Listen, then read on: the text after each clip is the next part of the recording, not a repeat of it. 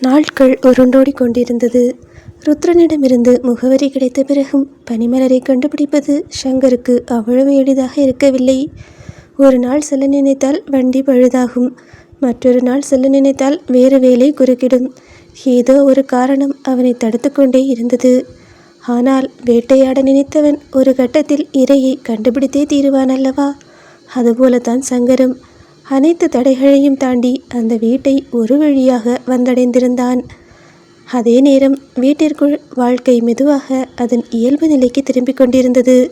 பனிமலரின் கைகளில் ஏற்பட்ட காயம் பெரும்பாலும் ஆறியிருந்தது. எரிச்சலும் வலியும் குறைந்திருந்ததால் தனது வேலைகளை தானே செய்ய ஆரம்பித்திருந்தாள் அவள். குழந்தையும் வழக்கம் போல வீடு முழுவதும் தவழ்ந்து கொண்டு தனது குறும்புகளை செய்து கொண்டிருந்தான். அன்று மதியம் குழந்தை சிரித்து கொண்டே வாசலை நோக்கி தவழ்ந்து ஓடிக்கொண்டிருந்தது. ஏ கண்ணா, நில்லுடா, எங்கடா ஓடுற என்று சிரித்தபடியே அதன் பின்னாலேயே ஓடினாள் பனிமலர். வாசலை அடைந்த குழந்தையை குனிந்து தூக்கி கொண்டவள் மெதுவாக நிமிர்ந்தாள். அவ்வளவுதான். அவளது உடல் முழுவதும் அப்படியே உறைந்து போனது. கண்களோ அதிர்ச்சியில் விரிந்தன. அவளின் உதடுகள் நடுங்கின.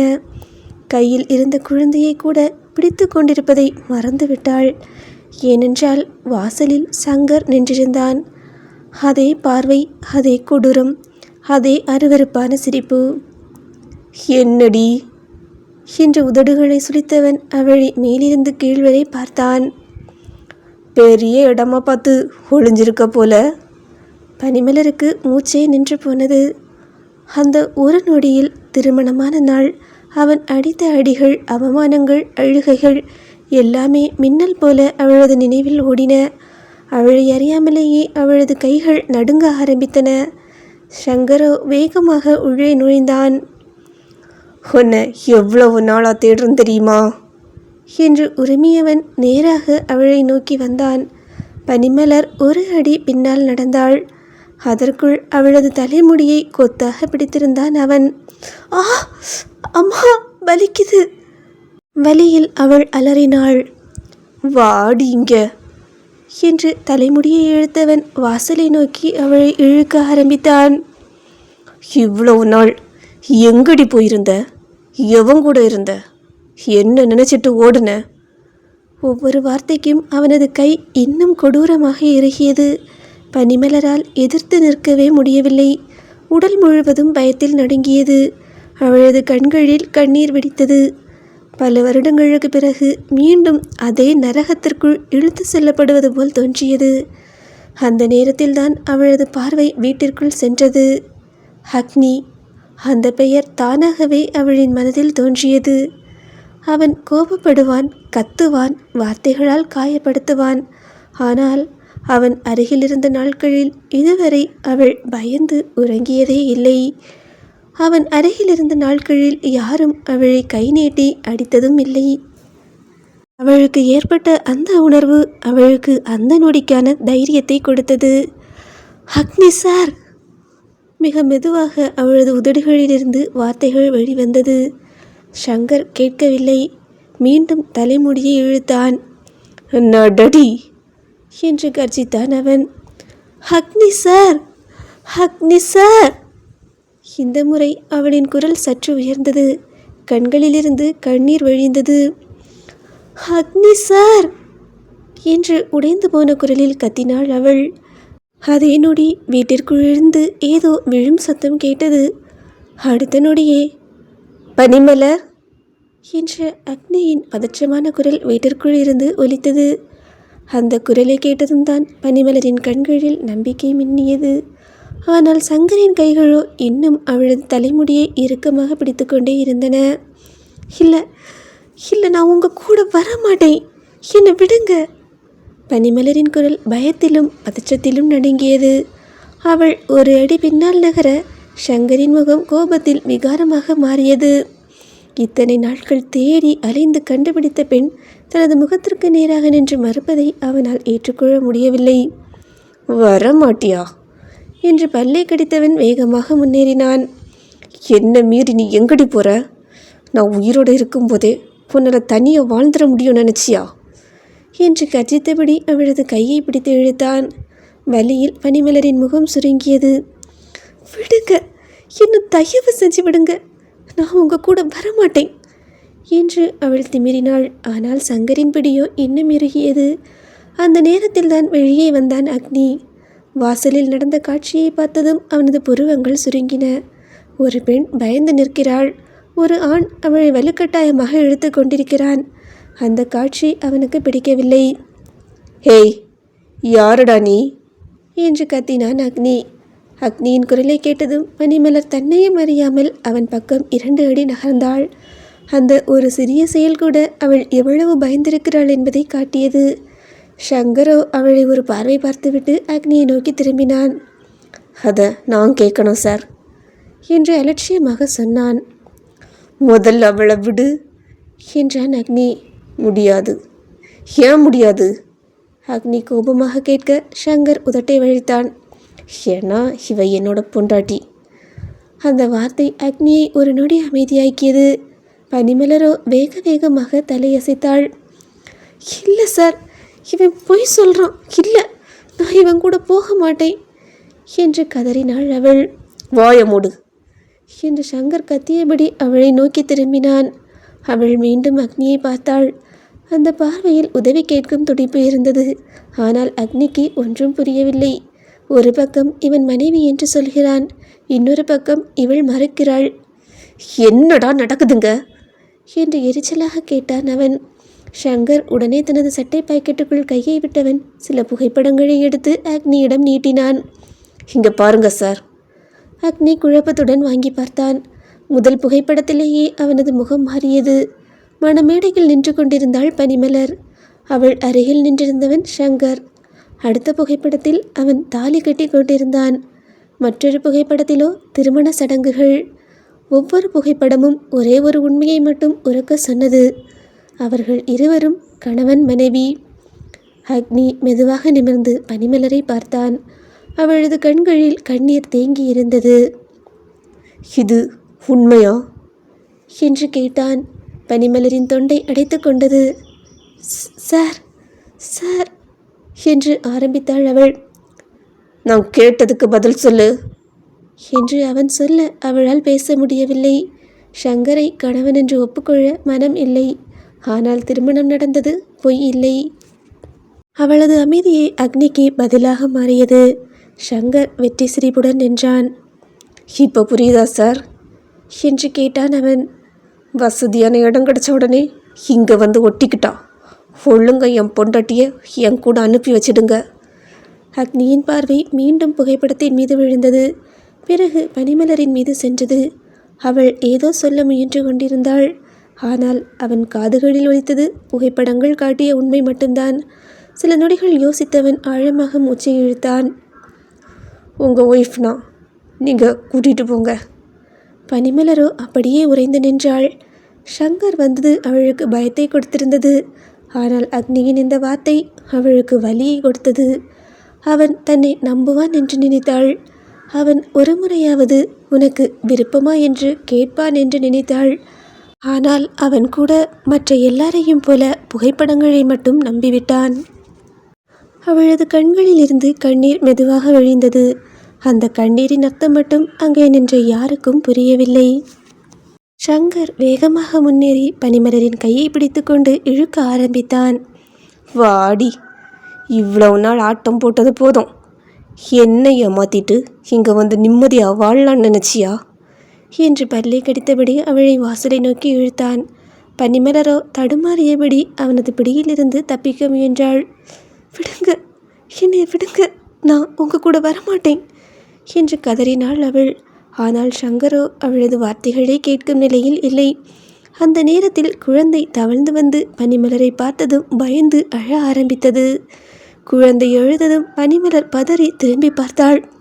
குழந்தை, என் குழந்தை என்று அவள் சொல்ல சங்கர் நக்கலாக சிரித்தான். என்னடி, அது உன்னோட குழந்தையா என்று கேட்டவன் அவளை இன்னும் வேகமாக இழுத்தான். இழுக்கும் வேகத்தில் சங்கரின் கை பனிமலரின் காயம் பட்டிருந்த கையை அழுத்தி பிடித்தது. காயம் சிறிது குணமாகி இருந்தாலும் வலி இன்னும் முழுவதுமாக போகவில்லை. அந்த அழுத்தத்தை தாங்க முடியாமல் அவளின் முகம் சுருங்கியது. "ஆ, வலிக்குது, கையை விடுங்க" என்று கண்ணீரோடு கதறினாள் அவள். ஆனால் அவள் வலிக்கிறது என்று சொன்னதும் சங்கர் பிடியை தளர்த்தவில்லை, மாறாக இன்னும் இறுக்கமாக அழுத்தினான். அங்கே நின்று கொண்டிருந்த அக்னிக்கும் அது புரிந்தது. அவள் நாடகமாடவில்லை, உண்மையாகவே வலியில் துடிக்கிறாள். ஆனாலும் அவன் அசையவில்லை. அவனுக்குள் 1000 கேள்விகள் ஓடிக்கொண்டிருந்தன. புகைப்படங்கள் பொய் சொல்லவில்லை. சட்டப்படி அவளின் கணவன் இவன்தான். அவர்களுக்குள் என்ன நடந்தது என்று தனக்கு தெரியாது. அந்த குழப்பம் அவனை அப்படியே நிற்க வைத்தது. ஒரு கட்டத்தில் பனிமலர் தனது முழு பலத்தையும் பயன்படுத்தி சங்கரின் பிடியிலிருந்து கையை இழுத்து கொண்டாள். விடுபட்ட வேகத்தில் நேராக அக்னியிடம் ஓடி வந்தாள். அவனது அருகில் வந்து நின்றவள் மூச்சு வாங்கியபடி அவனை பார்த்தாள். அக்னியோ சுவரில் சாய்ந்து நின்றபடி பார்வையை வேறு பக்கம் திருப்பிக் கொண்டான். அவளை ஏற்றுக்கொள்ளவும் முடியவில்லை, அவளை இப்படி பார்க்கவும் முடியவில்லை. அவள் அழுகை அவனை ஏதோ செய்தது. ஆனால் அந்த உணர்வுக்கு பெயர் வைக்க அவன் இன்னும் தயாராக இல்லை. "இங்க பாருங்க, நீங்க இப்ப என்னோட புருஷன். இவன் வந்து சொன்னதெல்லாம் நீங்க நம்பிட்டீங்கல்ல? ஆமாம், இவன் என் புருஷனாக இருந்தவன் தான். ஆனால் மனுஷனாக இருந்ததே கிடையாது." அவளது குரலில் இருந்த வலி அங்கே இருந்த காற்றையே கனமாக்கியது. "நீங்கள் ஆர்த்தி அக்காவுக்காக தானே என்னை கல்யாணம் பண்ணிக்கிட்டீங்க. ஆனால் இவன் கூட என்னை அனுப்புனா அவங்களோட கடைசி ஆசை நிறைவேறாமலே போயிடும். அதை மறந்துடாதுங்க" என்று அவள் அழுதபடி சொல்ல அக்னியின் கண்கள் தன்னையும் அறியாமல் மூடிக்கொண்டது. ஆர்த்தியின் பெயர் வந்தாலே அவனது மனம் இன்னும் பலவீனமாகிவிடும். "அக்னி சார், நீங்களும் நானும் சேர்ந்து வாழணுங்கிறது தான் ஆர்த்தி அக்காவோட கடைசி ஆசைன்னு மட்டும்தானே உங்களுக்கு தெரியும். ஆனால் உங்களுக்கு தெரியாத இன்னொரு விஷயமும் இருக்குது" என்றவள் சில நொடிகள் மூச்சை சீராக்கி கொண்டாள். பிறகு சங்கரை பார்த்து வெறுப்போடு திரும்பினாள்.